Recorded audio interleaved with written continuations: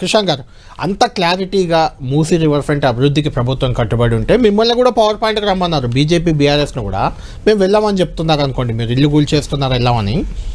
ఏంటి అసలు మీ అనుమానాలు ఏంటి, మీ అపోహలు ఏంటి? ఆ మూసీని నిజంగా అభివృద్ధి చేస్తే మంచిదే కదా హైదరాబాద్ నగరానికి. కళ్యాణ్ గారు 35 నిమిషాలు కూర్చున్నాం, 3 నిమిషాలు నాకు అన్ఇంటరప్టెడ్ ఇవ్వండి దయచేసి. చెప్పండి ఖచ్చితంగా.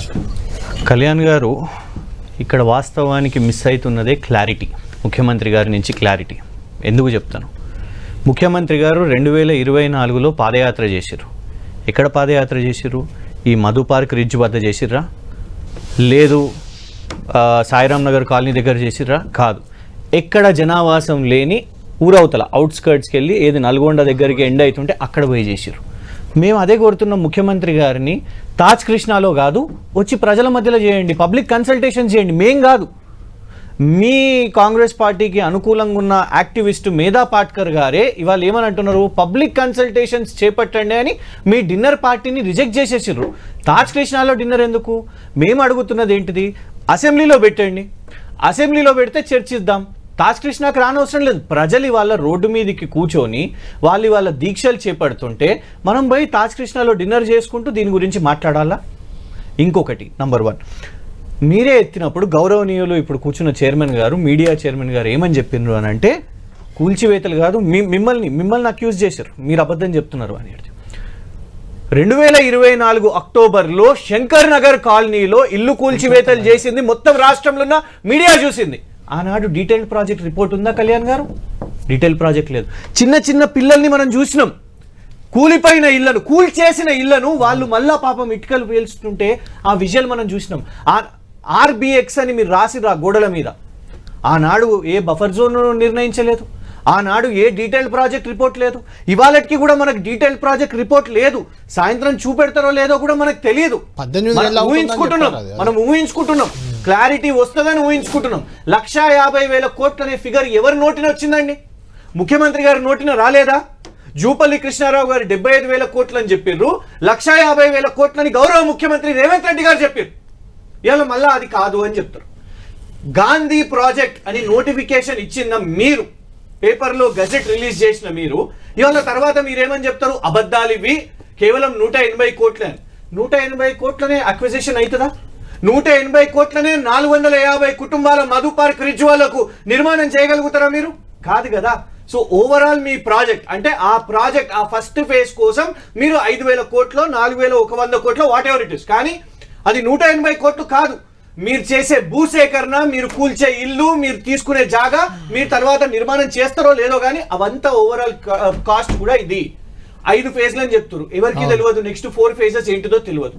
నైట్ లైఫ్, మిషన్ చెబుత్రా, ఆపరేషన్ చెబుత్రా అని పాత నగరంలో రాత్రి 11 తర్వాత సోదరులు బయట కనబడితే లాఠీ చార్జ్లు అవుతాయి వాళ్ళ మీద. కానీ ముఖ్యమంత్రి గారు ఇక్కడ ఏమని చెప్తారండి, మీకు నైట్ లైఫ్ పెడతాను, ముస్లిం సోదరులు వాళ్లకు ఉద్యోగాలు లేవు, ఇక్కడ ఉపాధి కల్పిస్తాను, హోటల్స్ వస్తాయని మీరే చెప్తారు. మళ్ళీ ఆ హోటళ్లలో వీళ్ళు వచ్చి ఉంటారా? ఇంకోటి, ఇదే బఫర్ జోన్లో మధు పార్క్ రిడ్జ్ ఏమో కట్టలేమో, అక్కడ ఉండొద్దు, కానీ హోటల్స్ వస్తే మాత్రం అక్కడ నిర్మాణం జరుగుతాయని అంటారు. ఎక్కడ సింక్ అవుతుందండి ఇది? ఇంకొకటి సార్, ఒకటి నేను ఉండేది ఒక డబుల్ బెడ్రూమ్ ఇంట్లో. చాలా కష్టం. మనం హైదరాబాద్లో ఒక ఇల్లు అనేది ఒక పెద్ద నాకు ఒక డ్రీమ్ ఉన్నది. నేను 2 బెడ్రూమ్ నుంచి 3 బెడ్రూమ్కి ఎప్పుడు ఎదుగుతానా అని ఒక ప్రయత్నం చేస్తున్నా. 2014 నుంచి పెళ్ళైనప్పటి నుంచి అందులోనే ఉన్నా. ఈ 12 ఇయర్స్లో ఏం ప్రోగ్రెస్ ఉంది అనేది లేదు. అదొక డ్రీమ్, అదొక అచీవ్మెంట్. పిల్లలు పుడతారు, ఇంకొక అడిషనల్ రూమ్ కావాలి అని, దానికోసం మనం లోన్స్ తీసుకుంటాం. లోన్స్ తీసుకున్న తర్వాత లోన్స్ కడుతూ ఉంటాం. ఇవాళ గౌరవ ముఖ్యమంత్రి గారు వచ్చి నీ ఇంటికి 0 వాల్యూ లేదు నీకు నీ ఇంటికి అని అంటే మనసు బాధేస్తుంది సార్. ఆ ఇల్లు లేని వానికి మనసు బాధేస్తారు, నా ఇంటికి వాల్యూ లేదు. ఎందుకంటే ఇల్లు కొనుక్కున్న తర్వాత కూడా నాకు నా పిల్లల్ని ఎక్కడికన్నా ఫారెన్కి పంపాలన్నా నేను తాకట్టు పెట్టేది, మార్ట్గేజ్ పెట్టేది నా ఇంటికే లోన్ కోసం. కానీ ఇవాళ నేను ఒక బ్యాంకుకు పోయి అయ్యో నీ ఇంటికి వాల్యూ లేదంట అని చెప్తే ఇవాళ అది ఎన్ని ఇళ్ళకి అవుతాయి? ఇవాళ 10,000 ఇళ్ళని మనకు చెప్తున్నారు. మేధా పాట్కర్ 10,000 ఇళ్ళని చెప్పి ఏమంటున్నది ఏంటిదంటే, గౌరవ ముఖ్యమంత్రి గారి దగ్గర, వాళ్ళ ప్రభుత్వం దగ్గర స్పష్టత లేదు. ఇదంతా కూడా ఏంటిది, మీకు మనకు రిజర్వ్ ఫండ్ కూడా మనకు తెలియదు. ఎందుకంటే ఇవాళ చేస్తున్న ఫస్ట్ ఫేజ్ కూడా అప్పుతోనే.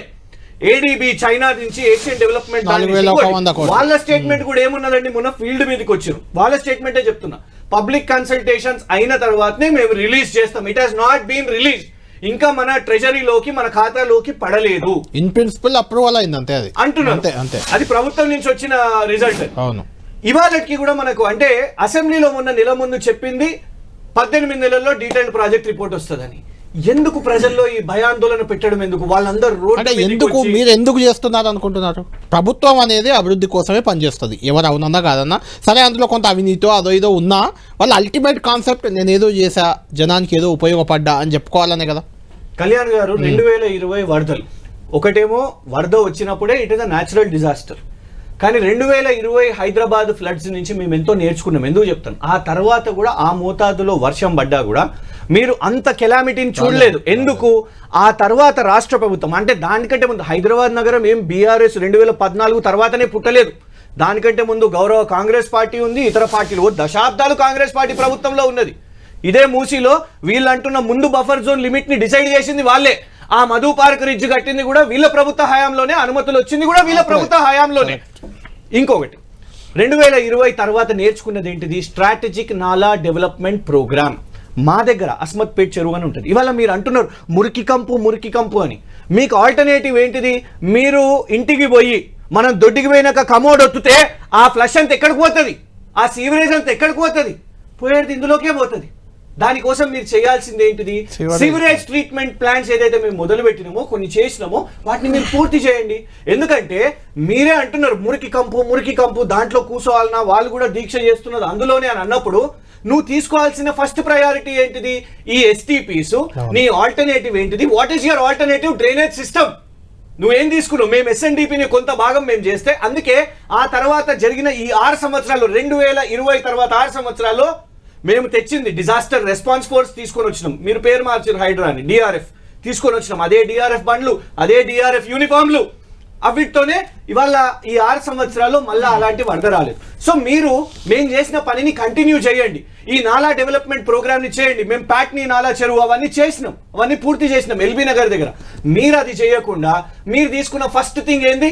అంటున్నది మురికి కంపు, చేస్తున్నది గాంధీ గారి విగ్రహం, నైట్ లైఫ్, సౌత్ కొరియాకు పోతాం, అట్లాంటిది ఇక్కడ తీసుకొని వస్తాం, రెస్టారెంట్లు కడతాం, హోటళ్లు కడతాం. దీంతో మురికి ఎట్లా సాల్వ్ అవుతుంది సార్? దయచేసి గౌరవ ముఖ్యమంత్రి గారిని చేతులు జోడించి మేము అడుగుతున్నాం. నేను ఒక హైదరాబాద్ పౌరుని అడుగుతున్నా, అక్కడ కూర్చున్న దీక్ష వాళ్ళందరూ కూడా అడుగుతున్నది ఏంటిదంటే స్పష్టత కావాలి, క్లారిటీ కావాలి, బద్నాం చేయకండి.